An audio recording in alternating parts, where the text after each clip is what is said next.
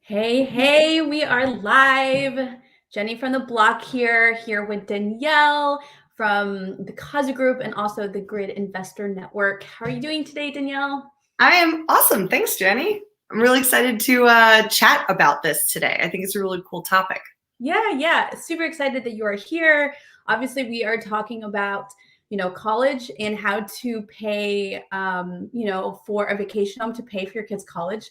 Obviously, as a mom and myself, this is a topic that I'm even interested in learning more about because obviously it's really expensive. I actually looked into what the kind of average tuition is currently, and it's about anywhere from like 11,000 to 27,000, which is just like a semester or a year, or like what is a year, but I feel like it almost should have been a semester, but it also depends on in-state, out-of-state. So there's also a lot of variables with that, private versus public. So so let's jump right into it. So obviously this is something that, let's start with the basics. So how do you even, let's start. How do you choose the area? Like where do you start? If this is something that you want to do, where do you start?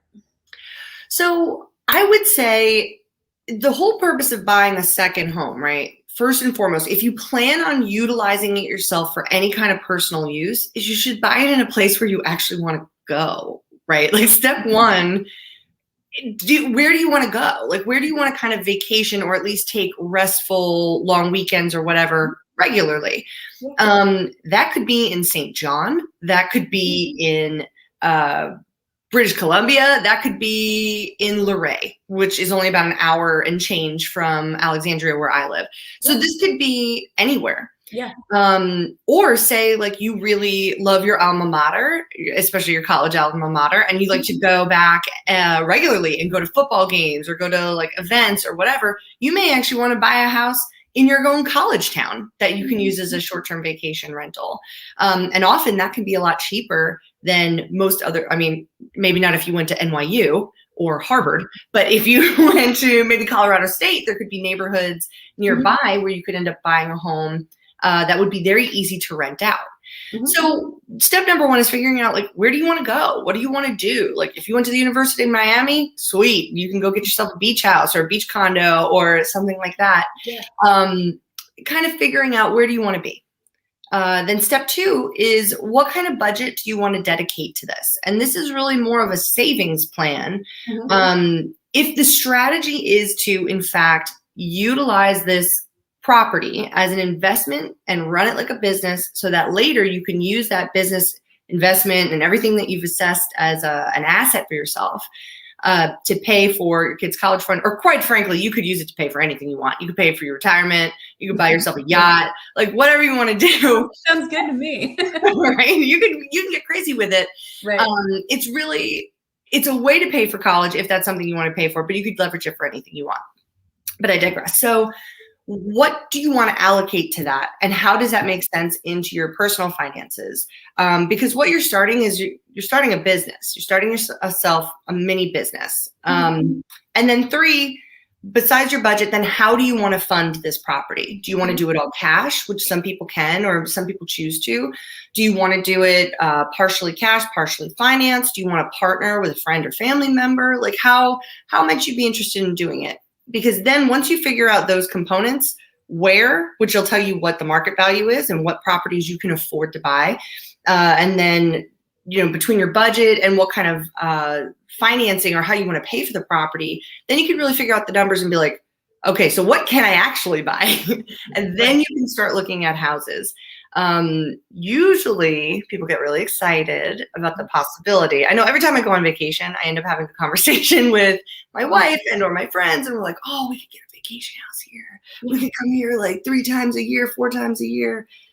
But we end up not doing it sometimes because sometimes you look at the numbers and you're like, ooh, this just would not make sense. Right. Is there a certain like mortgage loan or something like that you could use if you say you didn't necessarily have the cash up front? Is there some kind of loan that you can do to get this kind of vacation home? Yeah, oh, for sure. So for many people, the idea, like if you had the cash to pay for your kids' college, you don't have to necessarily buy an asset like this to use as a way of accruing wealth to then pay for the college. So I'd say probably 99% of the people that are watching this or looking for this advice are probably going to finance this in some way.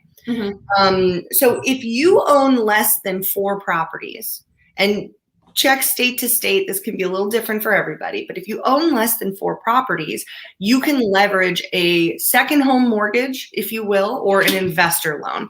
These are just standard types of conventional loans. Once you get to owning more than 4 properties, then you may be subject to purchasing with a commercial loan. We could talk about that at another time. That doesn't necessarily apply for this unless you have like a lot of kids and this is a real big strategy for you. Right. But you could leverage a standard conventional loan. Now, some of the things that they're going to ask you to do in order to make this happen is you will need 20% down. So that's just something you should expect. And that's really typical for any investment loan or any second home. So if you wanted to buy a beach house just for your personal use, they're going to expect the same thing. And you'd also need to have your closing costs available as well. If you buy in an HOA or a condo community, part of your closing costs would obviously be contributing toward reserve funds for that too. So just a couple things to keep in mind. You want to figure out what your rental money would be also, and as part of your strategy to make sure you're going to cover all your costs when you're looking through things. Part of your loan, though, is that typically second home loans are going to be at a slightly higher interest rate than your primary residence. And it's because it's a slightly higher risk, and that's how underwriting in the bank and the Fed, all of it looks at it. So if you look into mortgages and you don't analyze them at the Zillow rate. If you're on Zillow and you're looking at what rate, interest rate they're giving you, you're not going to get a 3% interest rate necessarily, which a lot of people are getting like less than 3% right now for personal homes. I know, Jenny, you just bought a home. And I'm sure you were able to snag a sweet interest rate. But with an investment home or a vacation home or a second home, however you want to call it, typically the interest rates can be anywhere from at least 0.5% to as much as 1% or more, depending on how your credit rating is huge on that, and how leveraged you are in other areas of life and your down payment. So if you get something where they're like, oh, it's going to be like 4% interest rate to buy this house, don't be alarmed. That's kind of par for the course, and you should plan accordingly for that. Anywhere from 4 to 4.5% right now, and we're filming this in August of 2021. So could change. Yes. So obviously, to have an investment home or vacation home, it would make sense for it to be profitable. So how do you kind of choose a home to make sure it's profitable?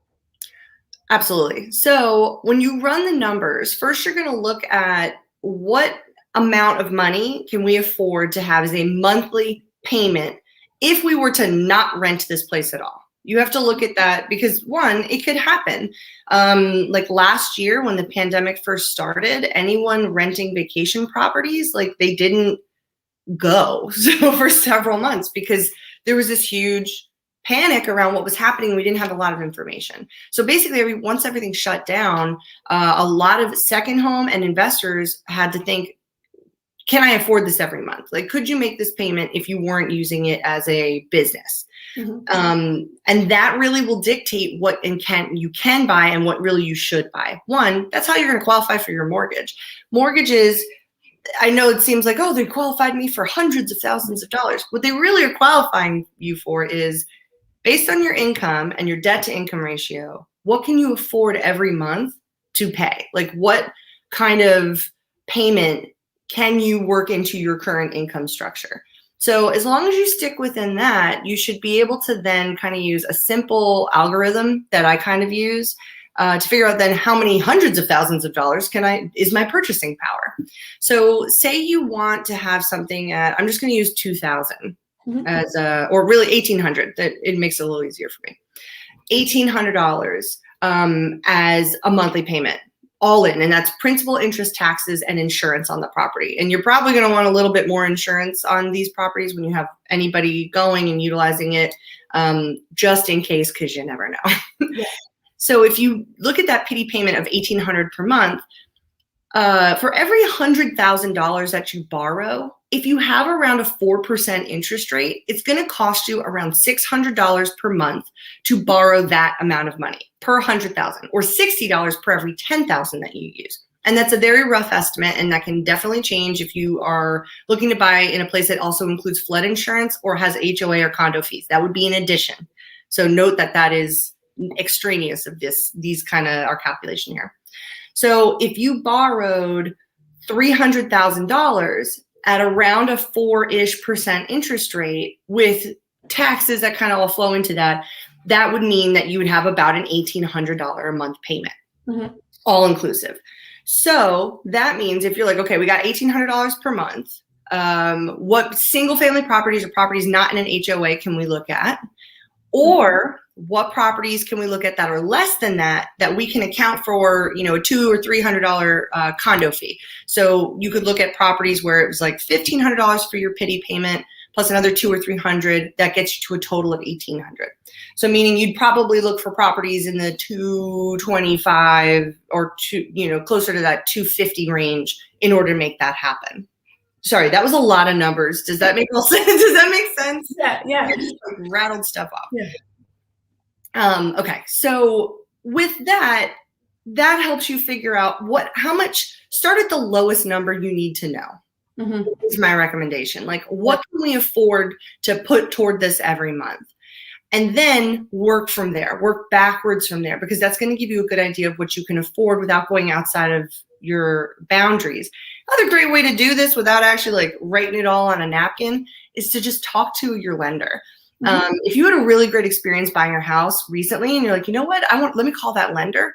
Give them a call. They'll happily talk to you about a couple of different options and loan products that could work for you if you're interested in this strategy.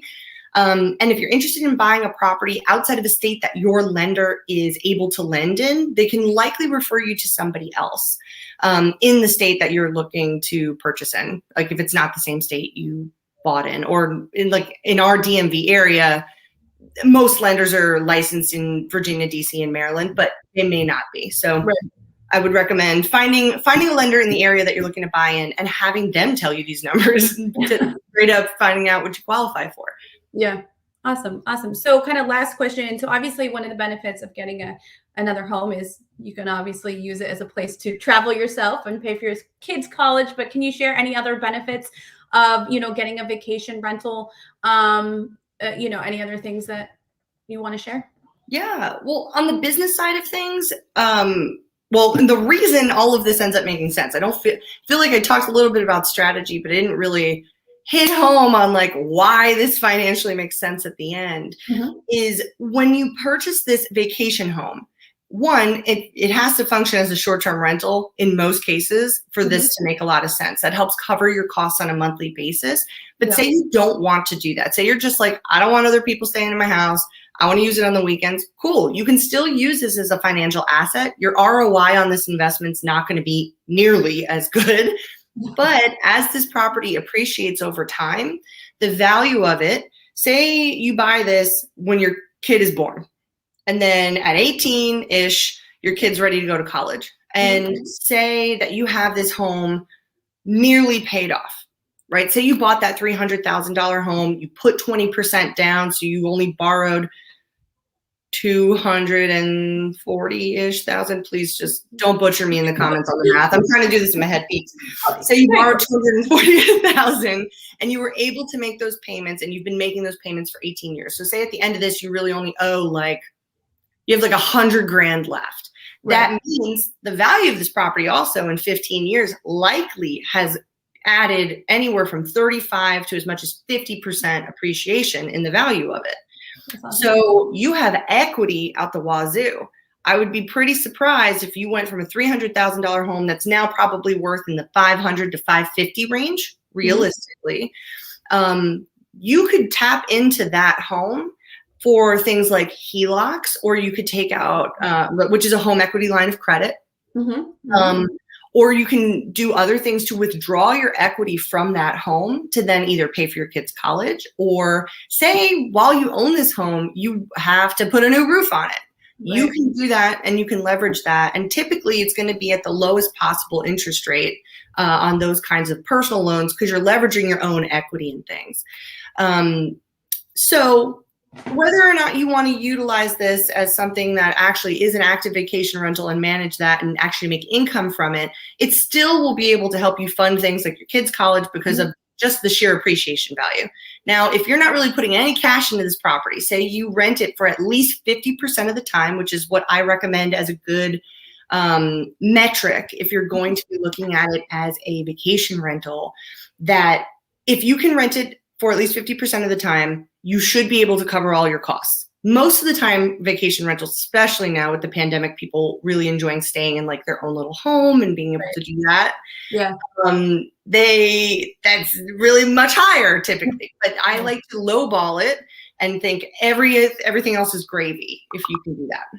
One of the best tools I have personally found from this, and I am not sponsored by any means, and I really should be because I pitch this all the time, is a website called airdna.com. AirDNA actually will compile in the zip code that you're interested in looking in, or based on a map, like you can draw for any agents out there, just like you do in MLS, to draw out like neighborhoods that you're interested in. You can find out vacation rentals. They pull information from Airbnb, VRBO, HomeAway, all different types of vacation rental websites, like the private ones. Yeah. And compile that data based on the type of home, things with amenities. So if it has a pool, if it has a jacuzzi, if it's got 3 bedrooms, it's got 2 bathrooms, if it has parking or not, how close to things. And you can look at the comparables of what they're getting on a nightly rent. And you can also see how frequently they rent for. So you can see what their vacancy rate is. Yeah. You can then work backwards and be like, okay, so if I bought a 5-bedroom house, I'm actually not going to make as much money on this as if I bought a 3-bedroom, 2-bath house, a smaller home. Those rent more frequently.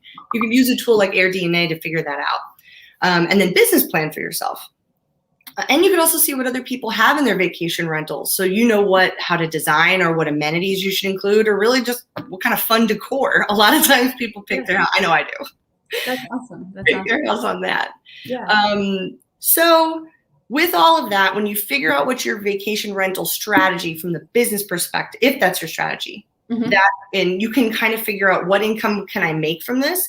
Yeah. Will that cover all my expenses? And if you then compound that with appreciation over the time frame that you'll own it, I think you'd be really surprised how much money you would actually have available in equity in a house like that.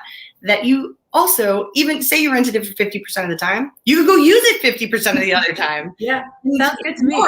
And other people are paying for you to stay on vacation. Right. Awesome. Well, obviously you're very passionate about this topic of investing. So we want to ask you one question. So if anybody is interested in, getting more involved with investing or learning about investing or kind of joining a network, can you share a little bit more about Grid and what your, what the Grid Investor Network's about that you're a part of? Yeah, absolutely. So the Grid Investor Network is our online community where you can learn about lots of different types of investing strategies from some of our Grid leaders and ambassadors who have been doing this for a really long time.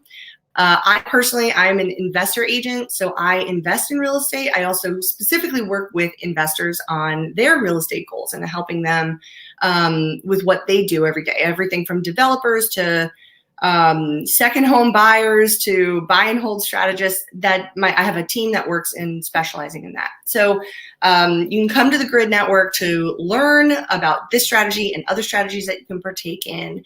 And this is just one that I find particularly fun to talk about. I don't get to talk about enough. And I also think it's applicable to anybody who is interested in real estate. You don't have to be like, a real estate mogul to get involved in buying a second home. So take advantage of strategies like this, and you can join us on our Facebook group. We have several ambassadors and Grid leaders who go live every week and talk about tips and tricks on how to invest in real estate like we did today. Awesome. Well, thank you so much for jumping on here and sharing about this topic, as well as sharing more about the Grid Investor Network. Again, thank you so much. I will be here next week sharing a different topic, and I hope everybody has a wonderful day. Thanks, Danielle. Awesome. Thanks, Jenny. Bye.